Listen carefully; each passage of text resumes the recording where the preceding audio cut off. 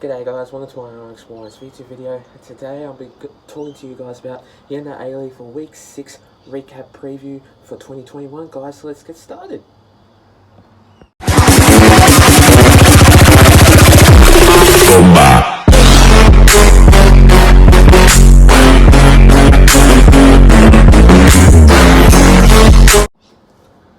So the first game of that match, we see the Western Sydney Wanderers going up against the Newcastle Jets. Now, this game was pretty much average, tight, but equalising game. And I thought to myself, was the Western Sydney Wanderers going to get this game a win, or was the Newcastle Jets going to basically win this game? Unfortunately, they didn't. Both of them was a draw, and none of them really won that game at all. It was basically 1-1 the scoreline in that game. And in my perspective of that match, I thought the Newcastle Jets are a really good team. I really do think that the Western Sydney Wanderers are a really good team too. But in that match, the Wanderers are just really getting to that control of that game. But yeah, Bernie Beanie basically scored for that game, and for the Western Sydney Wanderers, and Roy O'Donovan basically scored for that match. Excuse me. But in that match, really didn't work as much really well.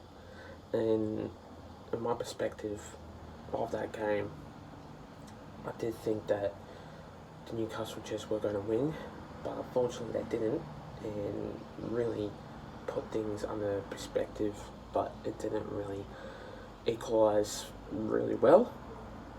And in my prediction of that match, the recap of that was that the Newcastle Jets didn't really equalise very well, and also the Western Sydney Wanderers didn't equalise very well, so it was basically 1-1 the scoreline, so it made it a tie, and no one basically won that game anyway.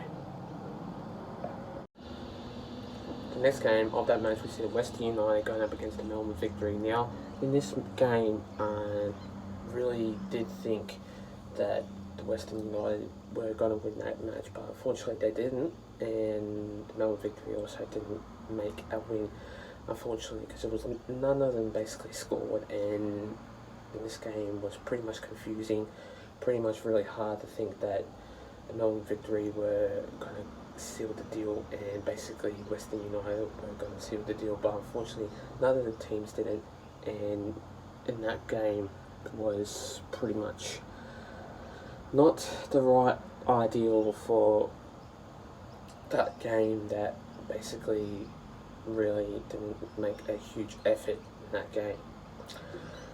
But in my perspective, usually the Melbourne Victory are a really good team, but they're just falling down on the ladder and not making an effort at the moment. And also the Western United are not making an effort too, but in my perspective also too, the Western United are a really good team, but in my perspective, sometimes they don't really equalise very well, and sometimes they don't really win, and sometimes they do. But also too, the Melbourne Victory are a really good team, but they're based on the players and how the way they want to score and that much. But none of them scored, and it was just hard for the fans out there that was going to think that they were going to basically score or win and something like that, but none of them scored, so it was basically 0-0 for that scoreline anyway. The next game of that match, we see the Macarthur FC going up against the Sydney FC. Now, in this game, pretty much was an entertaining game and was a pretty much authentic match. And in my prediction last week, when I said if Macarthur FC were going to win and if the Sydney FC were going to win, it was based on how the way they want to play football, but it was really hard to make that decision anyway. And in my opinion, in that match, I just thought to myself, was the Macarthur FC going to win, or was the Sydney FC going to win? But unfortunately, Macarthur FC didn't win, but then the Sydney FC basically won. For that scoreline, it was 3-0 in that game, and 2 goals went to Patrick Wood, and 1 goal went to Milos Nigovic. He was like a really good player in that game. Based on that, well done from him, and well done from Patrick Wood for making 2 goals anyway. And in my prediction recap of that game, pretty much the Sydney FC just sealed the deal in that game and made it a really good effort to make a really good win. And in my opinion, usually the Sydney FC struggle in some other terms, but they were really fired up in that game, really based on the effort, how they played, and yeah, they just brought on a really good effort to basically seal the deal and make it a really good win. But usually Macarthur FC are a really good team, but yeah, unfortunately they didn't win, so yeah, well done from Sydney FC for making a really good win, 3-0 anyway. The next game of that match, we said Brisbane Roar going up against the Adelaide United now.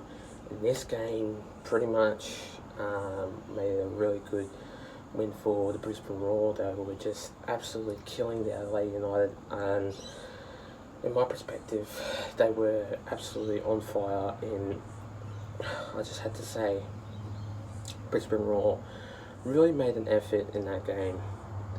But in my opinion, usually the Brisbane Roar play at Suncorp Stadium, and I don't know how the hell they play it in Redcliffe for some reason, because it's either due to the thing, and that's probably why they changed the stadiums from Suncorp Stadium to Redcliffe, or it's probably some other thing, that's probably why. But I'm not going to mention it. It's probably best for me if I don't mention that thing. And in my perspective, usually Adelaide United are a really good team, but unfortunately they were struggling in that game, and they don't really make an effort in some sort of way. But yeah, 2 goals went to Dylan Wenzel-Halls, and the other one went to Jay O'Shea. Really made an effort. Dylan Wenzel-Halls is a really good player for Brisbane Roar. He just makes an effort every single time. He just, yeah, really makes an effort in that game. But it was basically 3-1 the scoreline in that match. And in my perspective, usually the Brisbane Roar are an absolute great team to seal the deal. But sometimes they do struggle a little bit, but yeah, unfortunate Adelaide United didn't win, but yeah, Brisbane Roar basically won that game 3-1 for that scoreline anyway. The next game of that match, we see the Central Coast Mariners going up against the Wellington Phoenix now. In this game, based on this day forward, usually the Wellington Phoenix don't make a win, but I don't know how the hell that Mariners didn't win this game. And in my perspective of that match, sometimes you gotta put this step down on this day forward, because usually usually the Mariners are a really good team, and they just make an effort like equalising the game.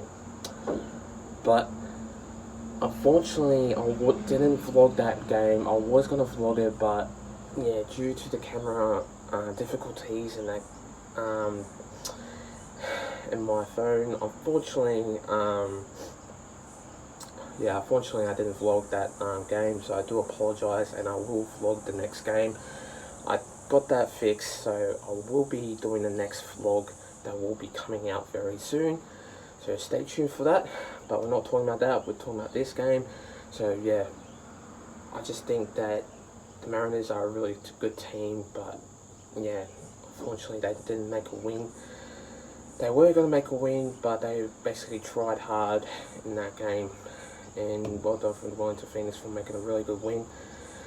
And yeah, the two players that basically scored was Elusis Davila and Joshua Sotirio, and the only player that basically scored for the Mariners was Aleague, and yeah, Aleague is a really good player, but yeah, I just thought the Mariners were going to win, but unfortunately they didn't. So yeah, well done from the Wellington Phoenix for making a really good win, 2-1 the scoreline anyway.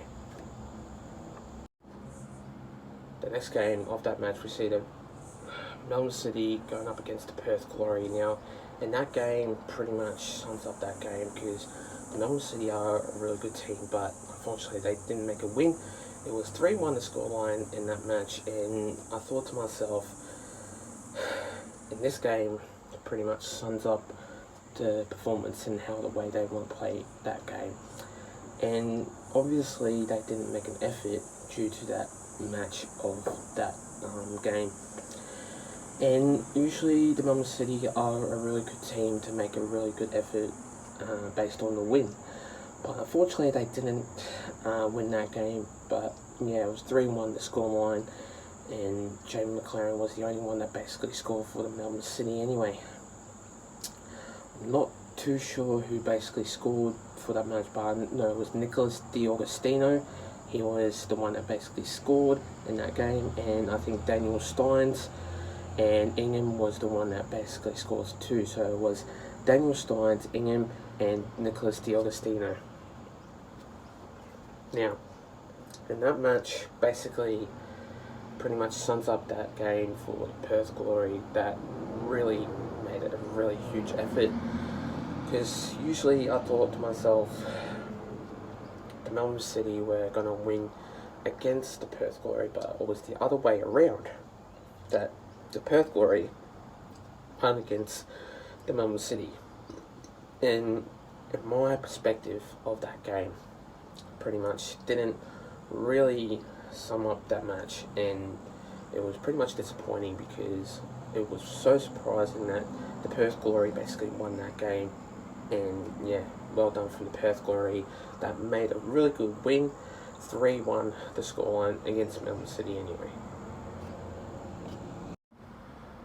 And last but certainly not least, we see the Central Coast Mariners going up against the Melbourne City. Now, in this game, pretty much was so surprising because they were like, the Melbourne City were basically leading 2-1 in that match, and the second half really,